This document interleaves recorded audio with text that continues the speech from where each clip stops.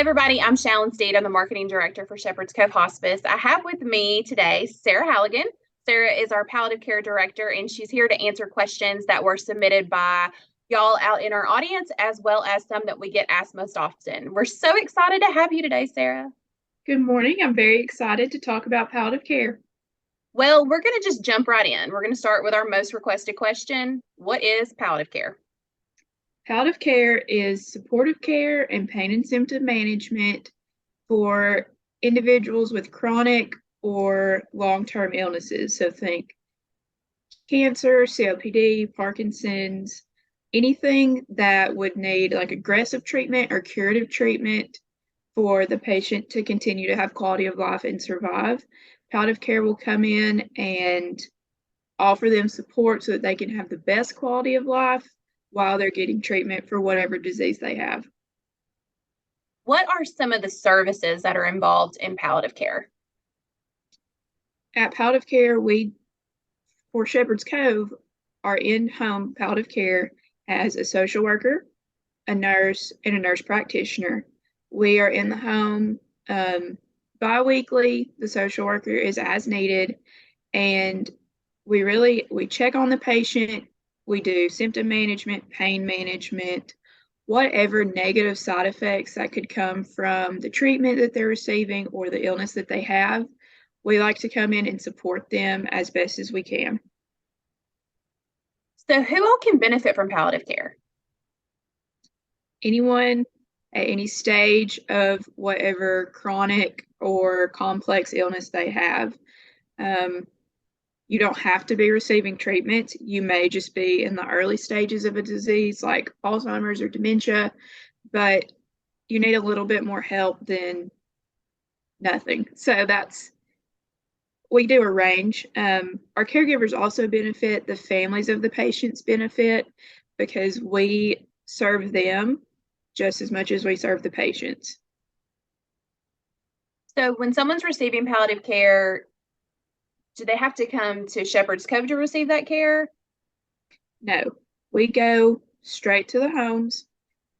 Everything that we do is offered in the home because we believe people are going to heal and benefit from services in the place that they're most comfortable. And we want that to be familiar, surrounded by your things, your loved ones, your pets. So that's where we provide all of our services. So Shepherd's Cove obviously provides hospice services, and I think that's what we're most known for, but Shepherd's Cove provides palliative care. How are those things different? Palliative care, the prognosis is unknown, or it is not expected that the person will decline within 6 months or less. For hospice care, you have to have a terminal prognosis of 6 months or less. It's different than palliative. With hospice care, individuals choose to stop treatment. They choose to just live out the quality. They want the quality of life for the quantity that they have. Palliative care is the earliest stages where there may be a good chance of curative treatments or survival. That's the main difference. The services for hospice are a little bit more intensive because at that stage they need more support. So if someone gets on palliative care, does it mean they're dying? No, not necessarily. We've had patients with us for 5 years. We serve any stage of the illness. People can graduate off palliative care. People can graduate off of hospice and come to palliative care. So really, we are there at any stage according to the patient's level of comfort. You said you've had patients on palliative care for a long time. How long can someone be on palliative care? As long as they're needing supportive care or symptom management for whatever disease they have, we will continue to serve them. So there's not a time limit, a set definition. It's just what they need because, these diseases are up and down. They wax and wane. They can be unpredictable. And so we are there for the long haul. The motto for Shepherd's Cove Palliative Care is bridging the gap. What does bridging the gap actually mean? It can mean a couple different things. In the community, in North Alabama, we're the only home-based palliative care. In the state, there's probably 4 or 5 home-based programs. So we bridge the gap in that way. We offer a novel service to North Alabama. We also bridge the gap between the patients and providers, where there may be communication issues, especially for these patients who have their primary doctor and then they have this specialist and this specialist and this specialist.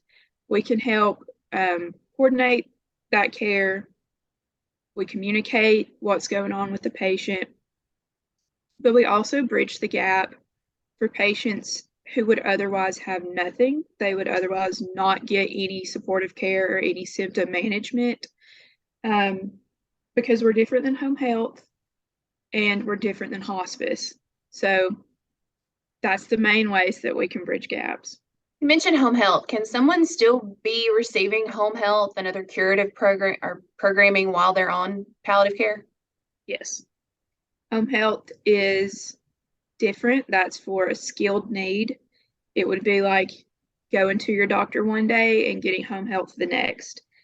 Different services. We work pretty closely with home health, again, to increase that quality of life. So you can do both. You also mentioned that your team communicates with the doctors and the families. What does that look like? How do they communicate between the palliative care team and a patient's medical care team, their specific doctors or specialties? Once to be on palliative care, you have to have a referral. Your doctor will order that. They will sign it. They'll approve on it. So that is our way of initiating that contact. From there, we get their office number and their fax number. And every time the nurse practitioner goes out, which could be 6 weeks to 12 weeks, depending on need, I will fax that whole chart to the doctor so that they are up to date on what's going on with their patients. We have liaisons through Shepherd's Cove that are in these providers' offices that have a good line of communication. So if there's questions, a lot of times they'll just call us and ask, and vice versa, because we do want to collaborate. We're working together, not against each other. I think that's a great point to set out with everyone, is that you are working together. It is a collaborative care team environment. It's not one or the other. So who all is a part of this palliative care team? The patient, first and foremost. They are the driver. They set the goals, they set the pace, they set the need. Everything we do is catered to the patient. The family and the caregivers, like I mentioned earlier, are vital to the success of the patient. Our team, the nurse, the social workers, the nurse practitioner, and that patient's practitioner. So you serve as a social worker for the program. You're also the director. Do you help patients connect with resources they may need? Yes, that's the main thing that I do. It could be financial resources, legal resources, social resources, anything that will increase the quality of life, I can help with. So I can do paperwork for end of life wishes like advance directive or medical proxy. I can do referrals to different social service agencies like food stamps, CASA, anything that will benefit the patient. I will try my best to connect them so that they can get just extra support that otherwise they probably wouldn't know about or have the knowledge to get for themselves. So if a patient graduates off palliative care, did those resources stop for them? No, because those are our separate agencies. It's a separate program, separate service. Once they're set up, they will continue according to whatever terms that agency has. So if, like the patient, we got her signed up with her Social Security, that will continue because she paid into Social Security the whole time she worked. So now she's going to reap that benefit until end of life. Palliative care offers a lot of services. It seems pretty advanced. How often am I seeing someone? Our nurse will go out once a month or every other week. Again, it depends on need and preference. Some patients don't want to see us that often. The nurse practitioner can come out every 6 weeks, 8 weeks, 12 weeks, again, depending on need. Usually once we get our patients managed, they know if they need us, they'll call us, and otherwise we'll be there, a little less frequent than the patients who still need that extra support. Really, they can see someone as often as they want to and as they'll allow us to come in. So let's talk a little bit about that transition. If someone is on palliative care and not getting better, what does the transition to hospice look like?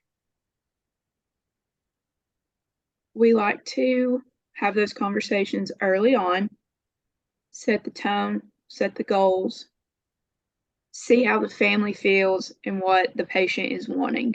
Some patients are not ready either mentally or physically for hospice, so they'll stay on palliative care until the end. It's up to them. Other patients, they know, this is what I want when it comes to the time that I don't want treatment anymore. I want you to send me to hospice. A good thing about palliative care is our team is in there often. We see the patient. We have records of a decline or of a change in health. Our nurse and nurse practitioner have been doing this for years. They know what to look for. So those patients and families get hospice earlier on. They get a lot more support for longer. And I really think it can benefit the quality of life and some of that burden off of the caregiver. You don't have to stay with our hospice. I have a list of local agencies and I let each patient choose because they don't ever have to feel obligated just because they chose Shepherd's Cove. Of course, we want them to, but it's their choice. So this sounds expensive. How does someone pay for palliative care? Shepherd's Cove has a foundation that fully pays for our program. They get grants, they get donations, community support, and our services are offered at no charge to our patients. Currently, insurance will not reimburse for palliative care. They don't deem it a necessary service, even though we know otherwise. So we just don't charge. Sometimes we can bill for the nurse practitioner visits, just like if it was an office visit with a normal doctor. If the patient gets a charge, it's usually just a copay, whatever is set by their insurance, and that will go straight to the insurance company. It won't come to us. So usually they don't have to pay for palliative care, and the foundation is what supports us. Since the palliative program is supported through the community, through the Shepherd's Cove Foundation, and other grants, you've received several grants over the last year or so. How can someone support this program? They can always donate. We love donations. That can be financially, that can be with your time, that can be with your support. You can spread the word about us. We want to help as many people as we can because we aren't as well known as our hospice care. You can support our thrift shop. Shepherd's Cove does have a thrift shop, and those proceeds help the foundation. They help palliative care. They help our grief support. They help our no-pay hospice patients because regardless of any service we offer at Shepherd's Cove, none of those are charged if there's not the ability to pay for those. So we're not going to decline anybody's services. And support, financial or otherwise, is the thing that keeps us going. You invest a lot of your time in our palliative care program. We've seen it grow exponentially over the last year and a half or so that you've been over the program. We've had the program for several years, and it's continued to grow as it's developed and kind of seen where the need was. What does this program mean to you? It's a lot. It means, for me, it's a fulfillment, it's a passion, it's what gives me purpose. This is what I was called to do. So the program means a lot to me. it's my goal to help as many people as we can, as early as we can, because it's just so important to me to preserve everyone's dignity, especially towards the end of life or while they're getting treatment. When you're diagnosed with a chronic illness, you feel like you don't have control or like you don't have a choice. And palliative care gives you that choice. It gives you that sense of, okay, things will be okay. I have someone here for me. And I just want everyone to feel, worthy of living a good life, of having that quality of life and knowing that they are loved and supported, because that's what I would want for myself. That's what I would want for my family. Sarah, thank you for joining us today. If you're out there and you believe that you or your loved one may benefit from our palliative care program, call 256-891-7724 or visit scpallietivecare.org to connect with Sarah and her team. Thanks again, Sarah. Thank you.